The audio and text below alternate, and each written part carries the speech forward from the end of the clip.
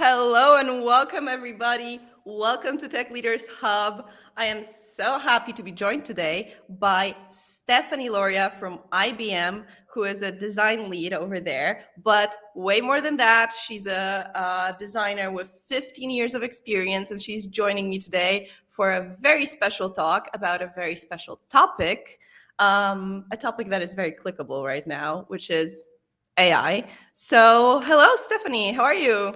Hi, Natasha. Thank you so much for having me. I'm really glad to be here, and hopefully, I don't know, this conversation will be somewhat insightful to the listeners. Well, I hope. So who do you hope is tuning in today? Like, who do you think would benefit the most out of listening us today?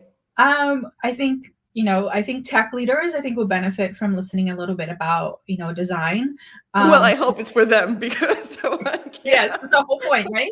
It is the whole point. It's for the tech hub leaders.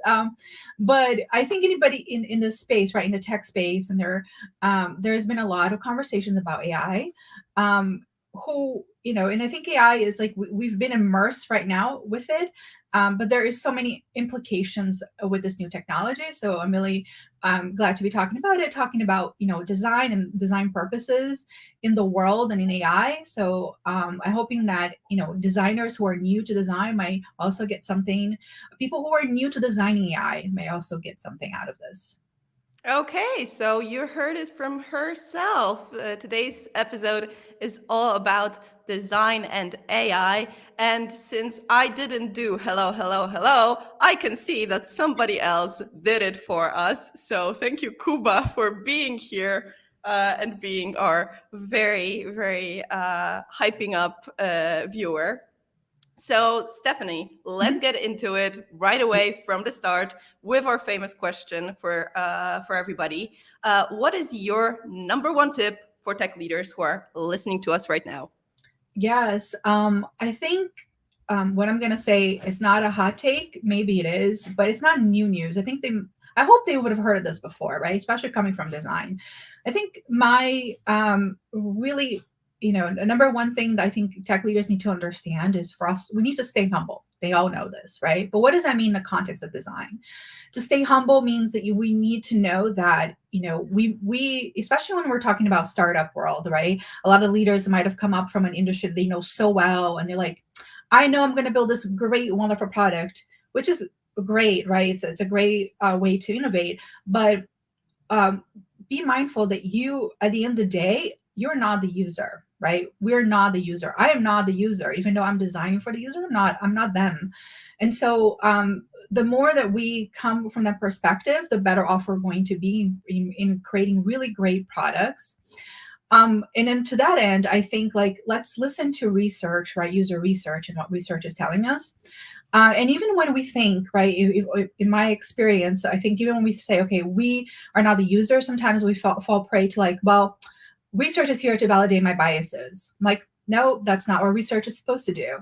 That you may have assumptions about how things should work and how people are going to interact with your product, but the whole role of user research is to really uncover truths, right? And I've learned that lesson time and again that I might go into research plan and go with a perception or a hypothesis, and it might be prove me completely wrong, and that's completely fine, right? That's the whole point of research, is to also tell us what we should not do, because it might be the wrong time to do it. It might not be the right thing to go and build right now. So just be put your ear to the ground, stay humble, stay nimble, and continue to innovate. So basically, you have to keep on your toes and don't hold onto your assumptions too tightly. Yeah. Which yeah, I guess is true in every field, not only design. I feel like we need to kind of remember that we do it for the users, and they are the ones who have the knowledge, not us. So Yes. very good number one tip. Thank you. I was very interested to hear what you will say because, as you, our listeners, may know, we actually don't cover this before the sessions, and we are always very surprised what our guests will come and say about their number one tip for tech leaders. So thank you for that, Stefanie. And before we really jump into the topic, maybe let's warm up our viewers a little bit more. Can you tell us a little bit about yourself and what do you do? What is your background? And why did you come on here today to speak? Yes. As the title shows, I do lead design at IBM right now. Although my little disclaimer is I'm here representing myself and not representing IBM. So anything I say is on my own opinions, not of IBM. So just make sure I don't get in trouble. And so I do design lead, and the what I'm leading right now is a group of designers that we're working on creating AI products, but creating AI products on the enterprise level, which is super interesting.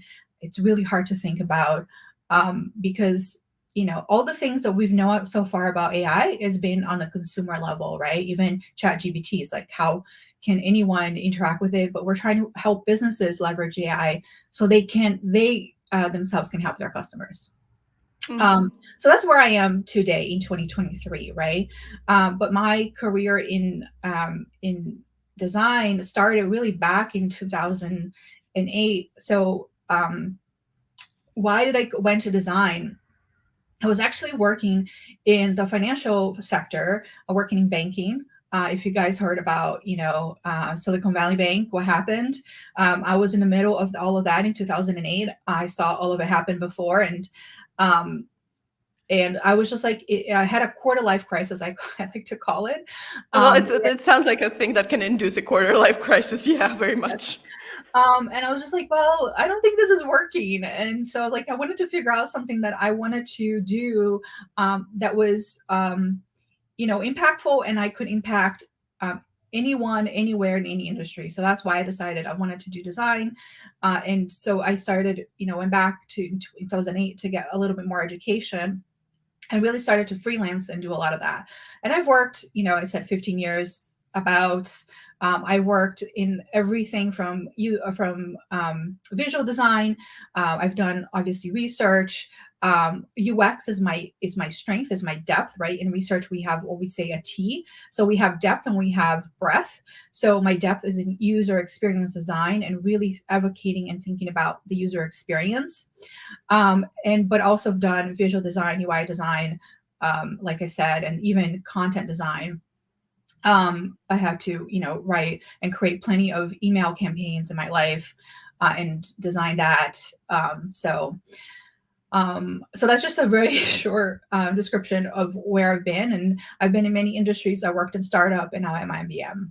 So. Okay. Thank you very much for that. So already I know that I want to ask you so many questions because you have this very unique perspective of someone who's been in the industry for so long and seen it like change over time.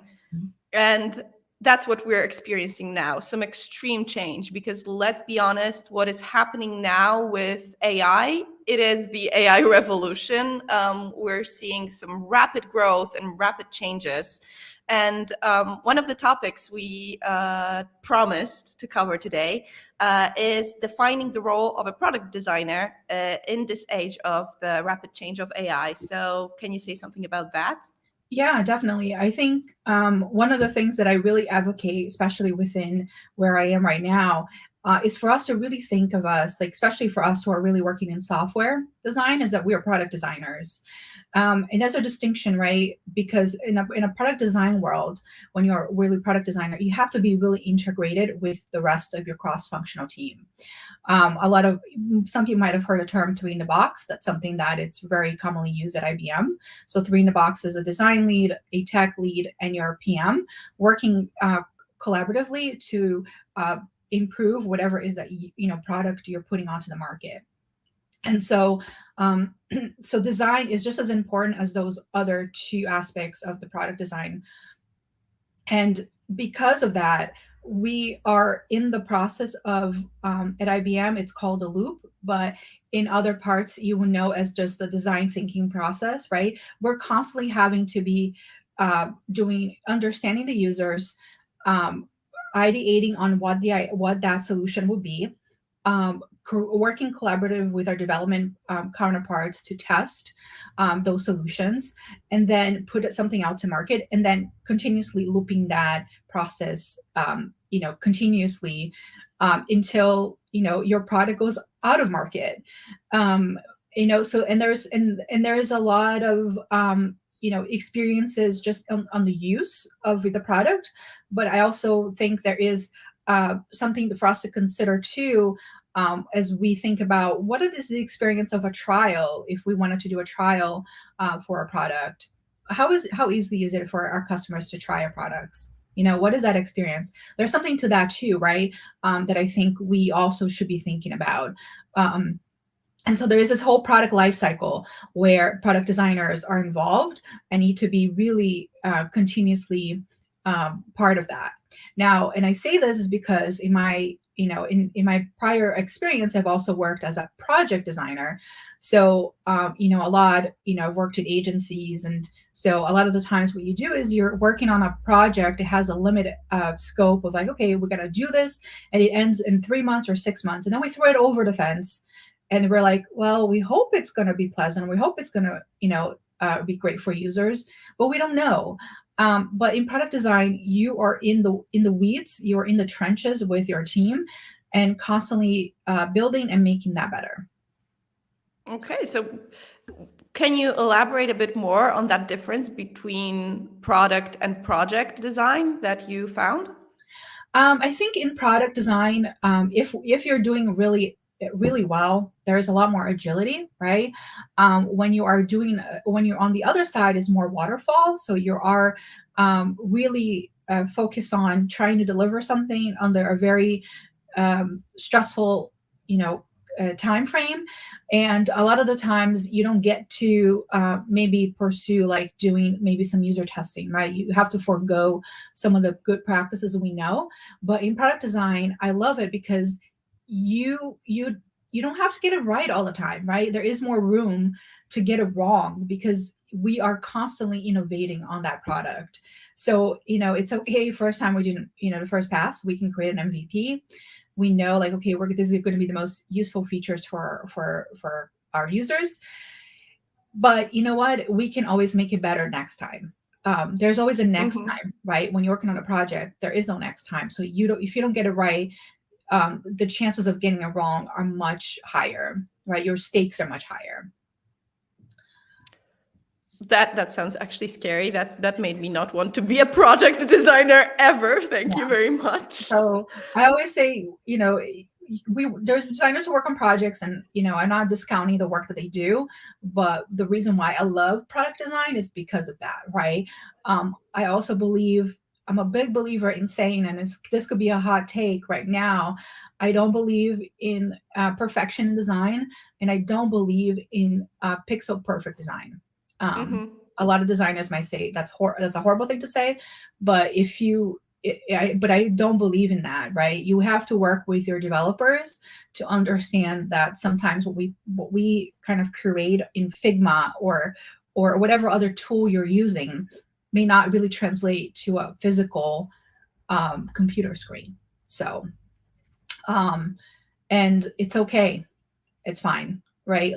And that's why you need very good collaboration with your development team to really be like, okay, I can see how, what I expected to work is not going to work. Can we do this instead?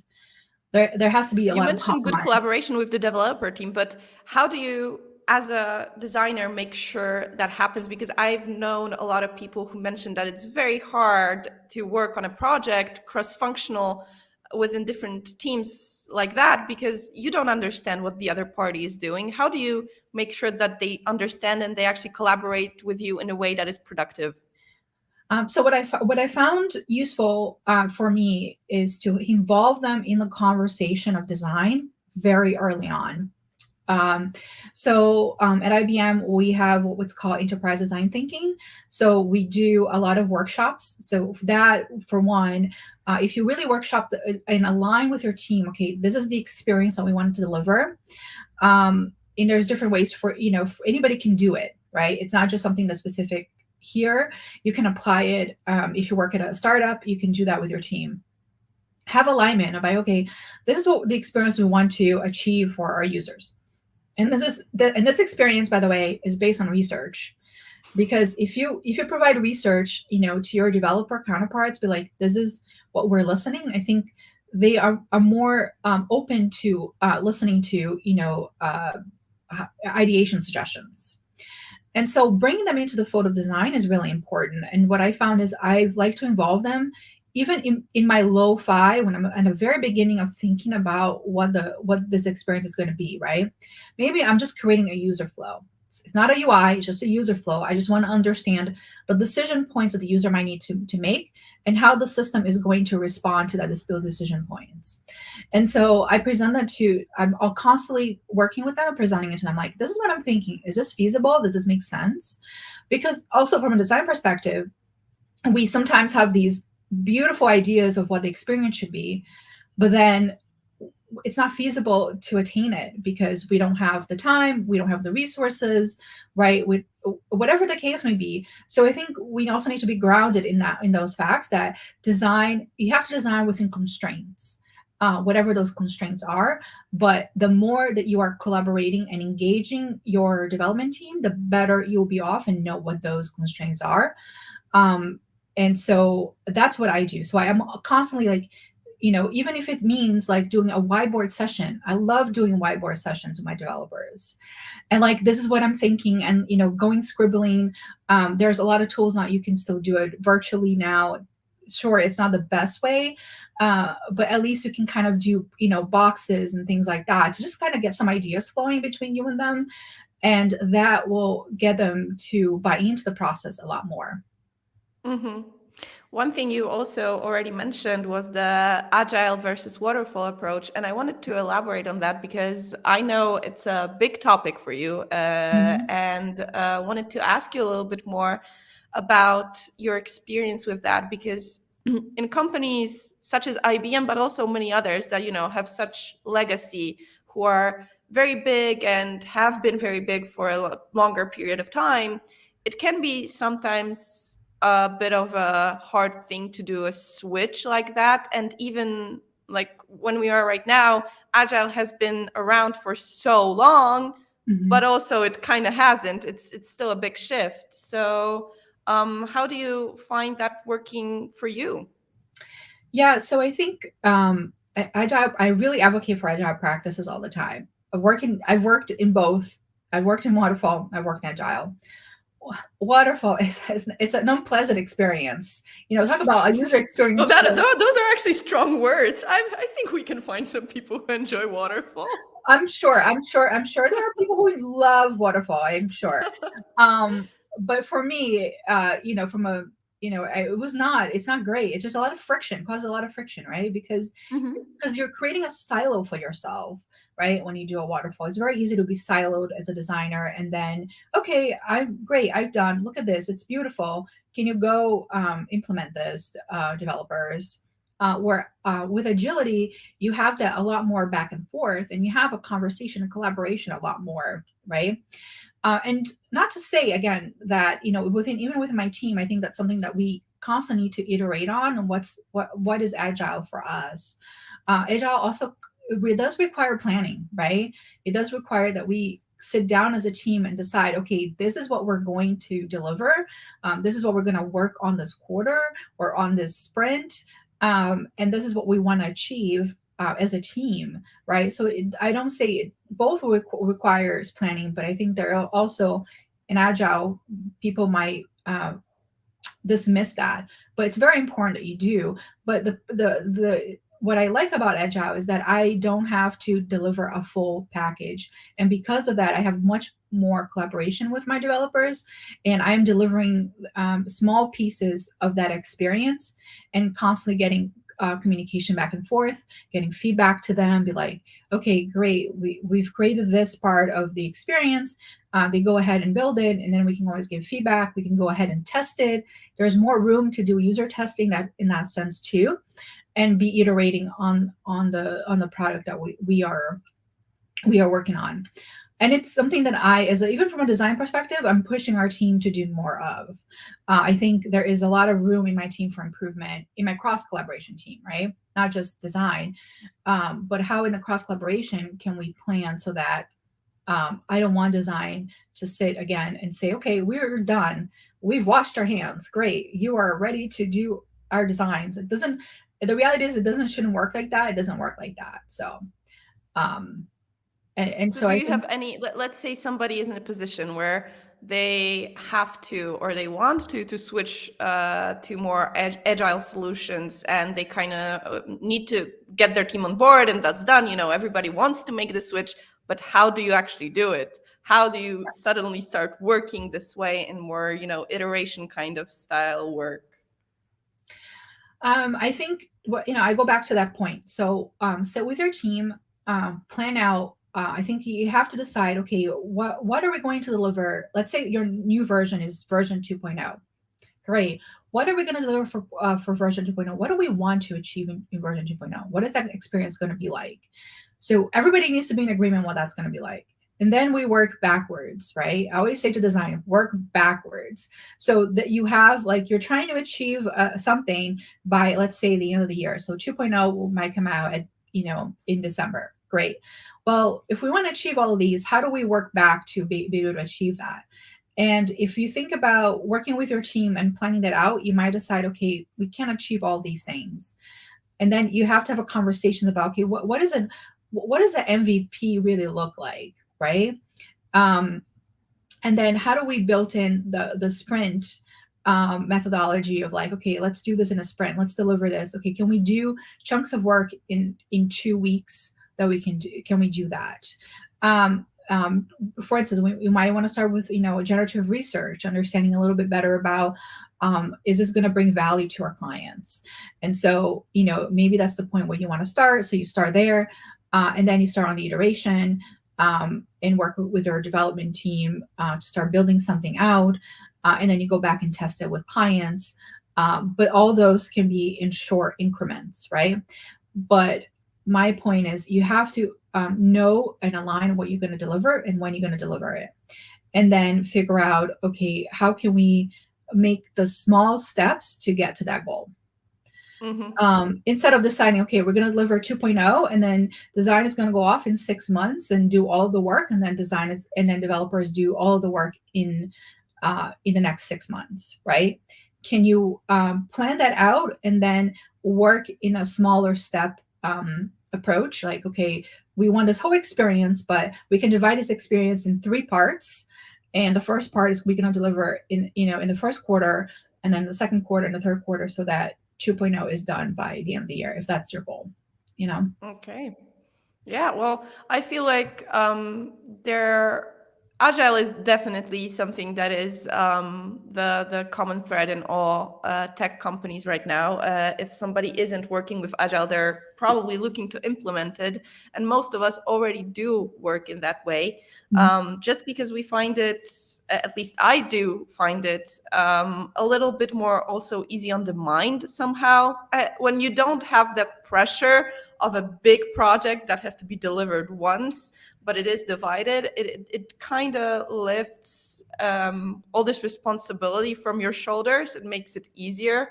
So for example, here at SDX Next, every department works in this way, even the non-technical departments, just because we find it easier. So I very much agree with you that working backwards seems like a good approach to this. Kind of, take a step back, see what you already have. How can you divide it into smaller pieces?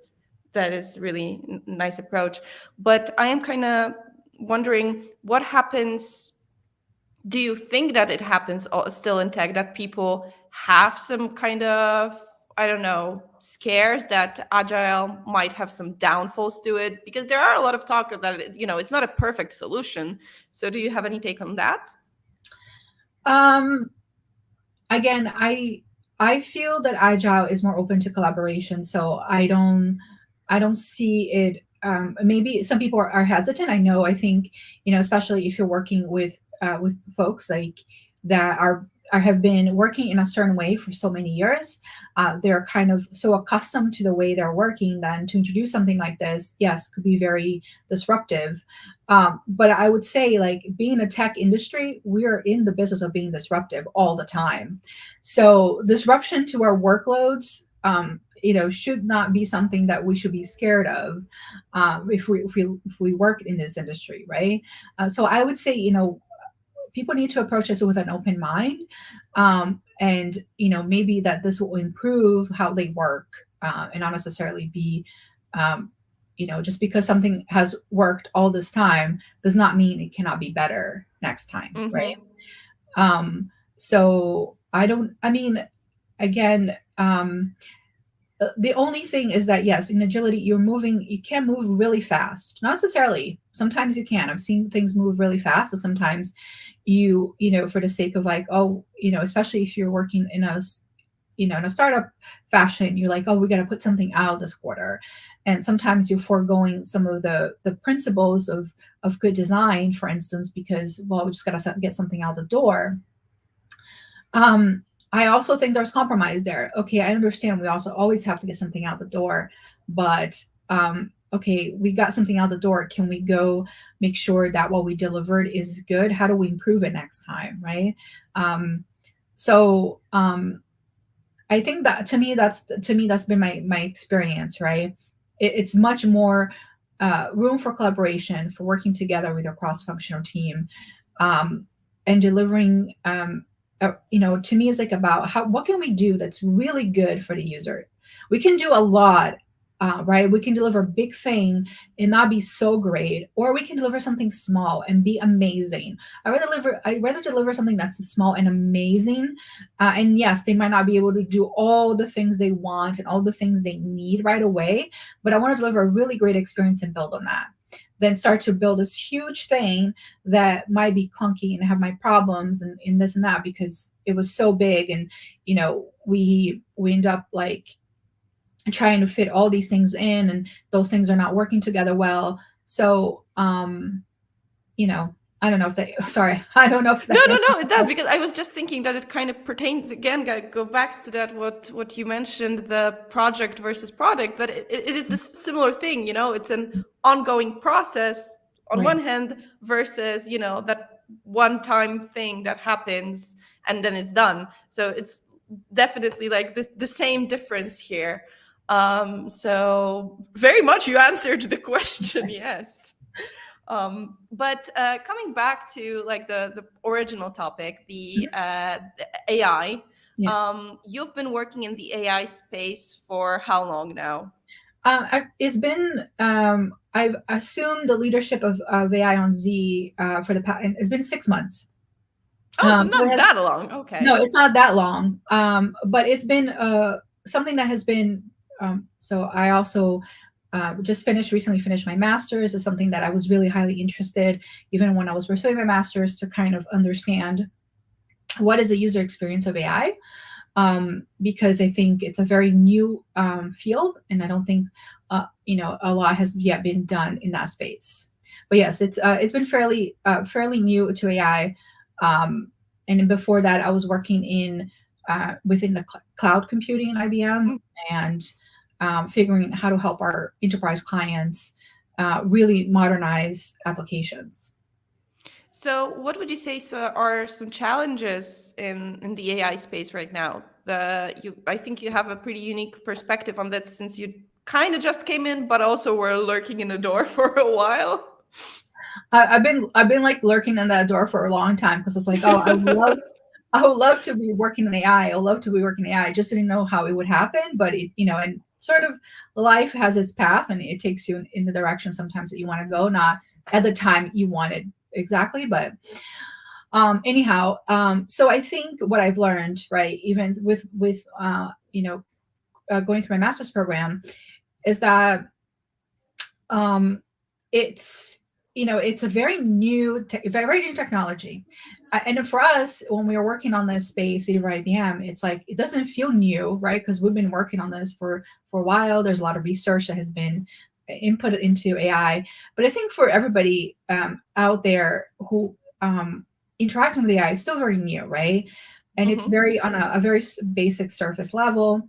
And so I think there is, and there has never been defined in at least what I've researched and found.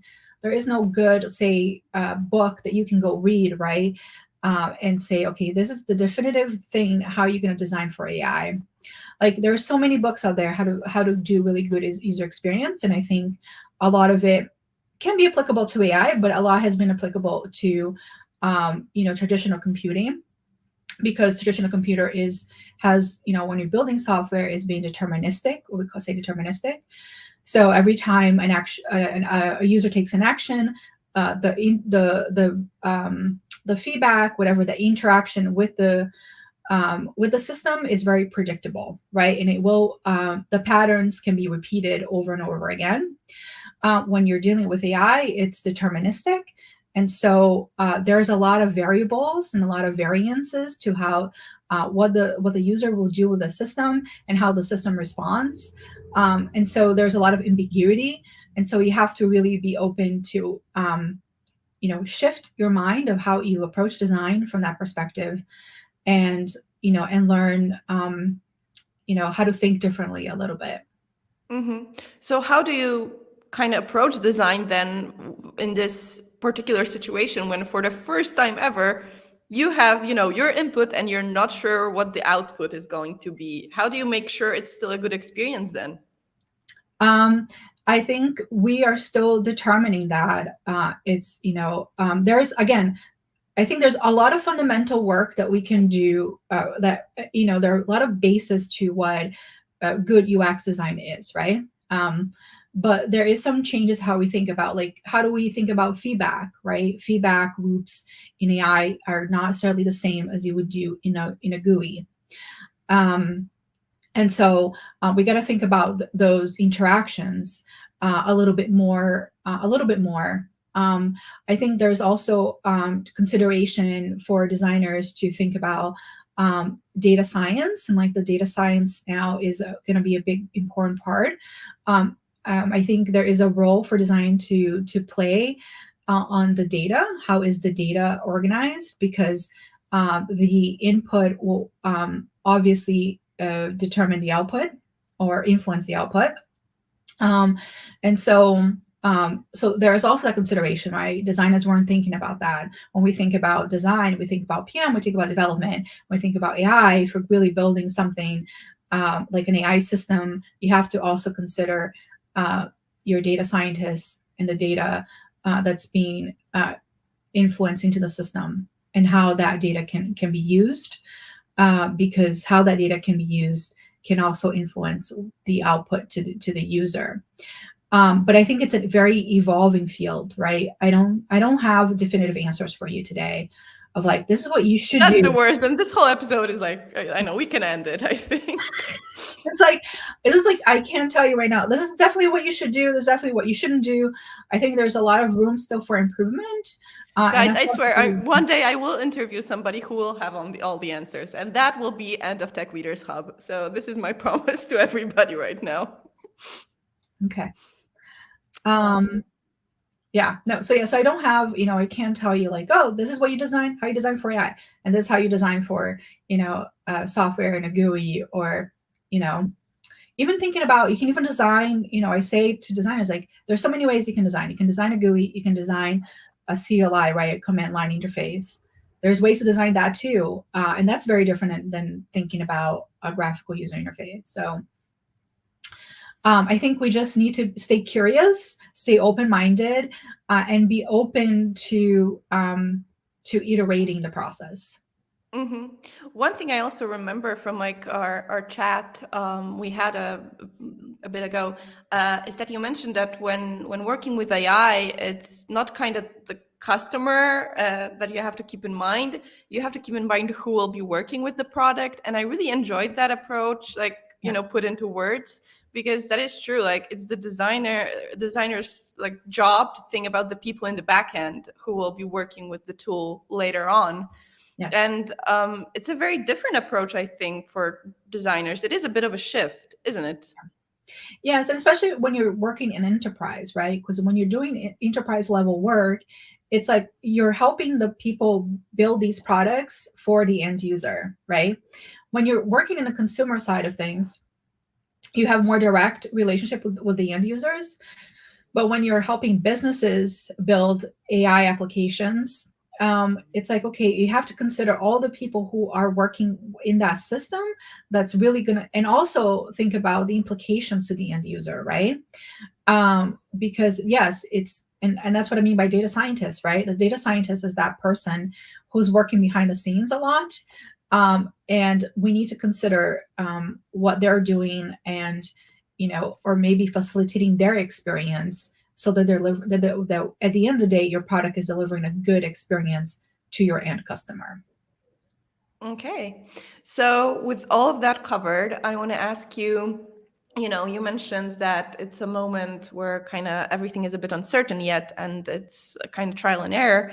But with all of that, are there some things that particularly kind of interest you and excite you with the future that seems, that, oh my God, we're at the brink of, I don't know, discovering something great? Because I feel like we are kind of in this moment right now with AI, that there's a lot of potential there, and everybody can have their own kind of sides to it, that they're like, oh my God, this is the part where I'm really interested. I think this is going to be the next big thing.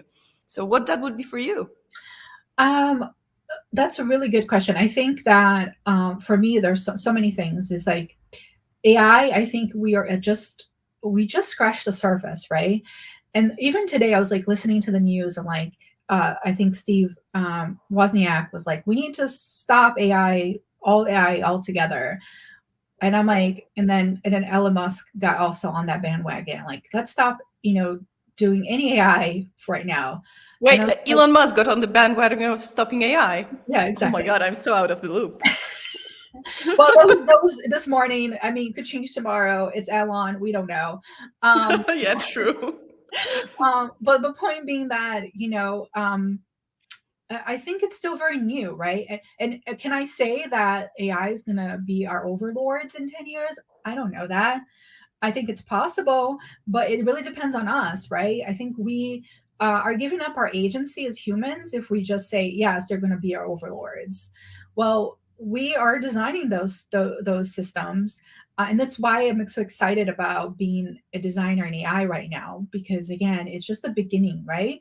A lot of the times, sometimes we're designing, we're kind of like designing for technology that has been around for so long. Um, you know, um, but like being in this new space to me is exciting because everything's new and everything's yet to be defined. Again, I'm really excited to like be able to define, okay, what is the UX for AI, right? What is that? What are the best practices that all designers should follow when you're thinking about AI? How is it different from classical computing? And then there's, even beyond AI, there's like quantum computing, right? There's always a future ahead of us, right? There's so much happening in technology. And to me, that's kind of what's exciting is um, always be on your toes, always be learning, always be better than what you were before. There's always something new ahead of us. So we always have to be constantly learning and just becoming better at a craft, right? Just because you know something today doesn't know it's the same thing tomorrow. Well, and if we're talking about changes, and since you yourself made a change to design all those years ago, I was wondering, do you have any kind of tips, let's say, for somebody who wants to dip their toes into design more, maybe was working in tech already, but kind of found that this is the route they want to go? Would you have anything to say about that? I say a couple of things. If you're questioning, like, maybe you are a front end developer and you're like, oh, but designers, they look really cool and they're doing some really cool stuff, right? Um, That's well, how I decide on a job. I just decide who looks cool. um, it's I think a little bit romanticized. There is, I'm in meetings a lot of the times, having a lot of conversations. So it's not so much at this point, I guess, the level of my career is not just creating wireframes, so much. But there is a lot of thinking, right? I think people underestimate what UX design does, because there's a lot of psychology that goes into UX design. There's a lot of cognitive science that goes into UX design if you're doing UX design really well. And what I would say is, like, if you have access to UX designers, shadow them for a day, right? Or a week. See if you can shadow them for a week and see what they do. If you really feel committed, like, yes, I am going to become a designer and that's really what I want to do. There are so many things out there that you can, so many courses out there that you can learn, that you can, go on Coursera, or even, General Assembly, stuff like that you can do to learn more, because there are, it's a different skill, and it's a different way of thinking. I will say that, than being a developer. And I can always tell when a developer has become a designer. I don't know how to explain it, but I can always tell, like, you are thinking as a developer, you're not thinking as a designer. So there is it's a different mind, it's a shift, complete mind shift that happens when you have to design. A lot of developers are so much in the weed of what's happening in the back end, which is not to discount it, is important.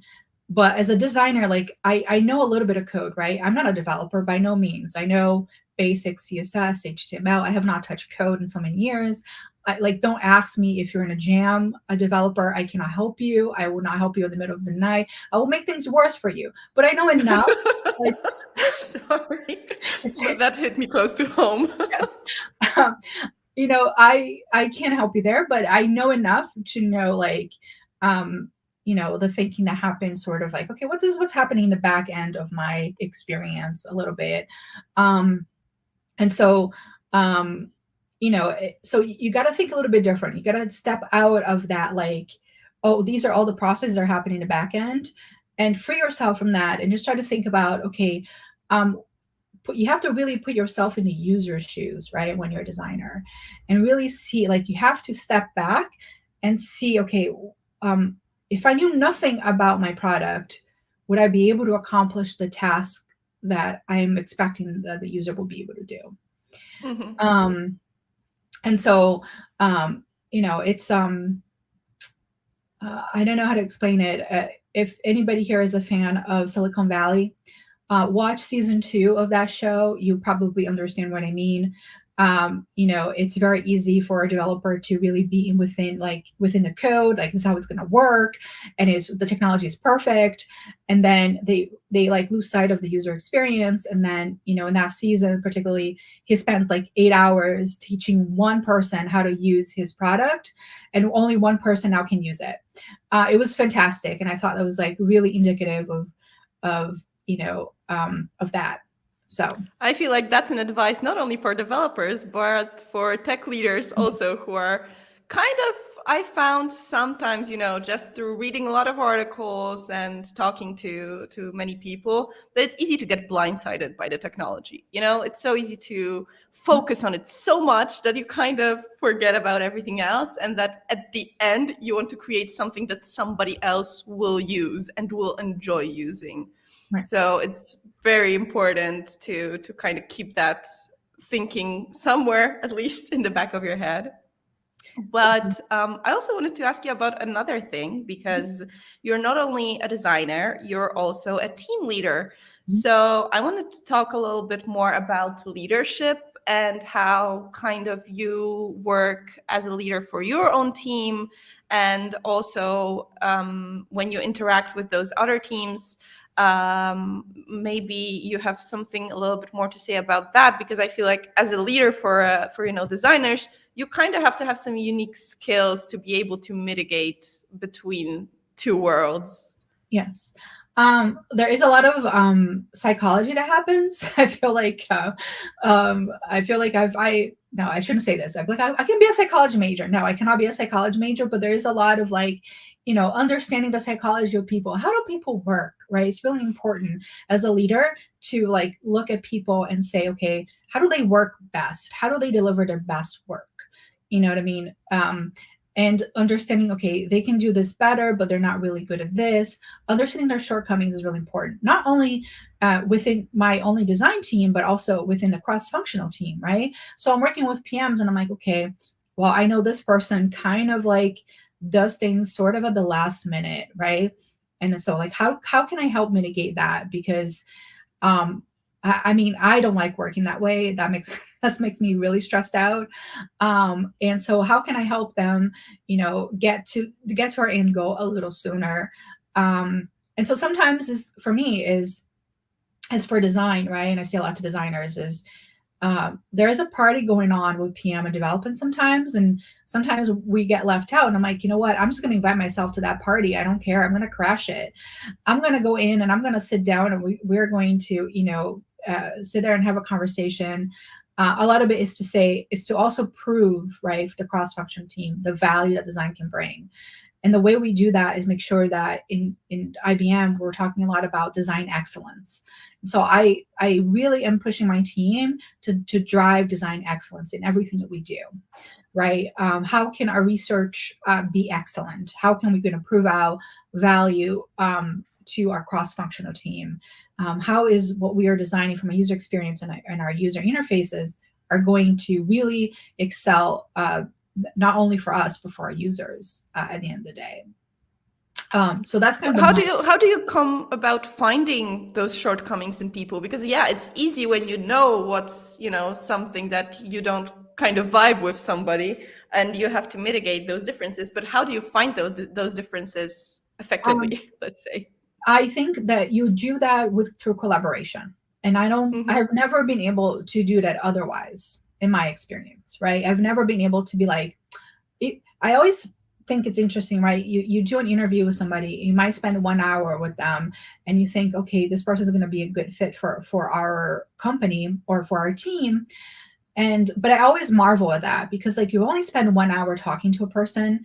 Until you work with them, you really don't fully know how they're going to interact with, within a team. Like how do they work? Do they like to work very late nights or they're very early morning people so I think until you work with them, you really don't fully know them. And it takes time to build that, right? And you have to build trust with people. And then part of also being a leader is helping them grow, right? My approach to being what I like to do is I want people to think for themselves. I hate when I have to tell them what to do. I want them to come to me and tell me what we need to do, right? But I know that we need to get to that point, and I want to build them up so that they get to the point like they are completely autonomous and they can own completely what they're working on, right? They can own their timelines. Like they can even go back to development and be like, you're asking me to do this, right? You want me to deliver these wireframes, but the reality is it's going to take me, a week to be able to do this work. Can we work together to, push this a little out? I want them to kind of be empowered to do the work that they know how to do well, right?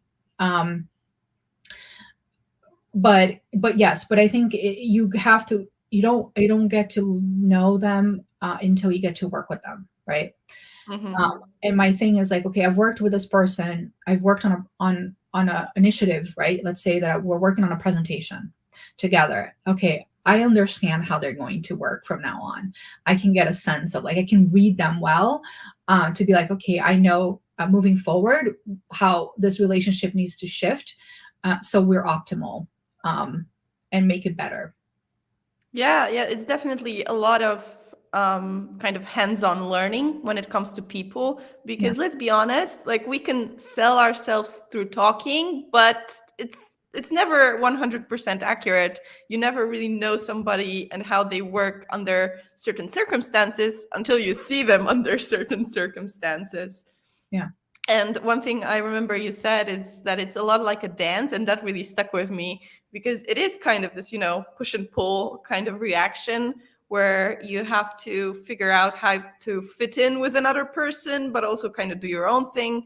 Yeah, and definitely when you work with cross-functional teams, it gets even more important to understand how people think and how they make decisions, how they work, because otherwise you will get nothing done. Yes. So thank you for that advice. That's definitely something I will take home with me from that episode. And let me tell you guys, if I had a penny for every time somebody said to just, get in the room and start talking, no matter if you were invited, I would have at least 3 pennies and probably more, but that's how much I can count in my head right now, because that is something that a lot of people say when I ask them for like professional advice. Even my own father said that to me, like, I don't know, a few weeks ago, that, it's about getting in the room, and it's about making sure that other people feel like you belong in that room. Yeah. So it's something that definitely should be on top of mind of people who are looking for more agency, I would say. Okay, we've already been doing this for almost the whole time, so we're nearing till the end. One last topic I wanted to cover with you, because we did some leadership, we did some AI, we talked a little bit of Agile. But I wanted to know the also famous tech leadership question.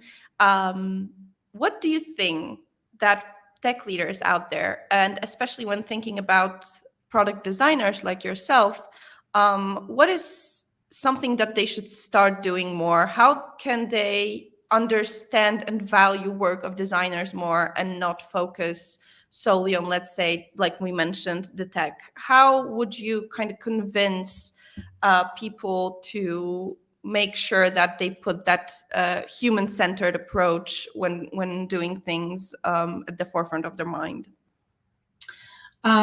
If you are a tech leader and you're open to the possibilities, right? I think that's what part of being a tech leader is. You have to be nimble, you have to be able to change, you have to adapt.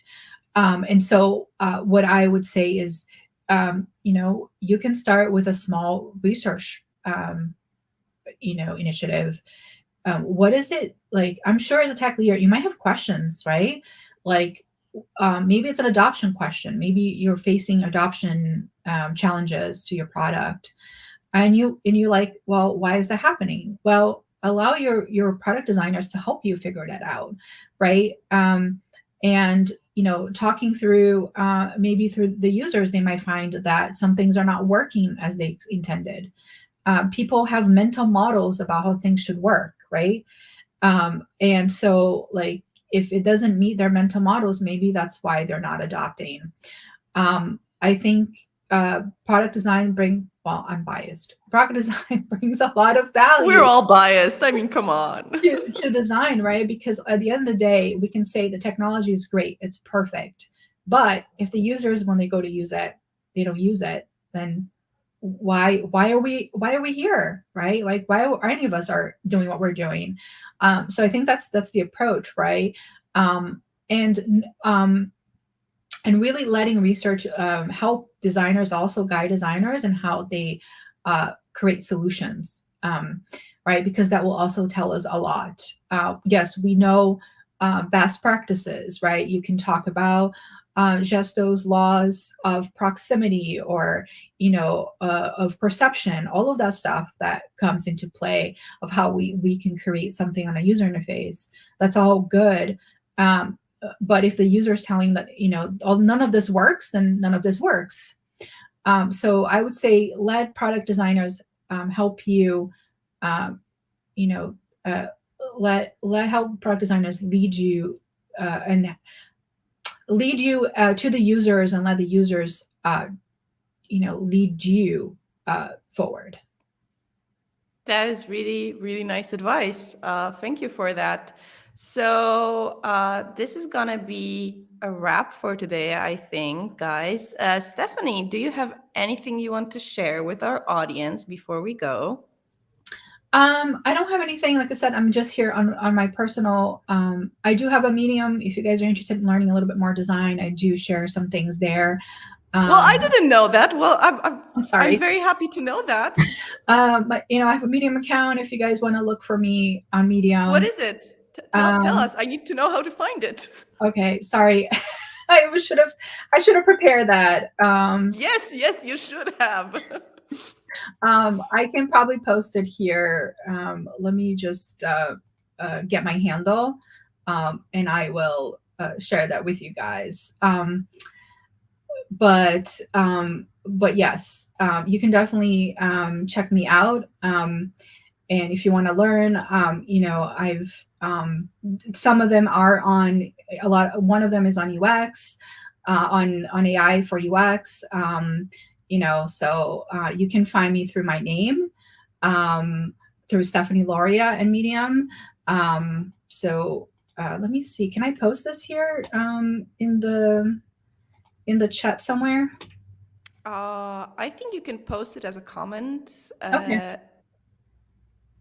Okay. Let me. But yeah, you heard it, guys. You can find Stephanie on Medium, which I'm definitely going to do under her name, Stefanie Lauria. So definitely do that. Head there, read what she has to say, because she has a lot of very, very cool things to say. I've had few chats with her, and each one of them was really nice. And I was always gutted when it was time to end it. But yet again, it is time to end it. So before we go, also a few words from me. If you would like more Tech Leaders Hub goodness, if you would like more me goodness, more STX Next goodness, and all of that, I very much invite you to subscribe to the next letter, which is bi-weekly newsletter, which I run. And every 2 weeks you get 4 different leadership and 4 different engineering and tech related articles for tech leaders. Definitely, I will include something from Stephanie now that I know that she writes. So head on and subscribe to that. You will also get notified about new episodes coming as the first person. So very much invite you to do that. And also, of course, let's mention the company that is making this whole thing possible, STX Next. We are a software house that can help with end-to-end development. We also provide team extension and also just simple advice on your projects and products. So if you're ever in need, you know where to find us, stxnext.com. And since I know Jakub Greitzer is watching, I will do this. I was thinking that maybe I will get away without doing this, but this goes for him. We still do have open 2 very important projects. One is CTO survey. Head on to ctosurvey.com if you want to fill out the survey and find out what's in store for tech leaders in the coming year and in the coming months. So we are slowly closing down the format. I forgot the word for form.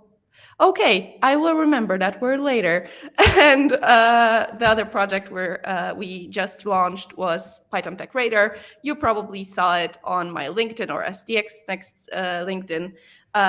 So if you're interested in AI and Python, because Python is the tech language of AI, then definitely head on to pythontechradar.com and see how that looks. So thank you again, Stephanie. I totally didn't forget a word at the end. I think I have to work on my endings, guys.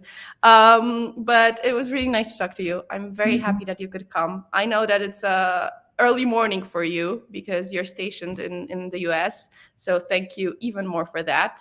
And thank you for everybody who showed up to listen and to watch us live. I hope you guys enjoyed it as much as I did. And see you soon. Thank you. Thank you, Natasha. Thank you for the Tech Leaders Hub. I really appreciate it.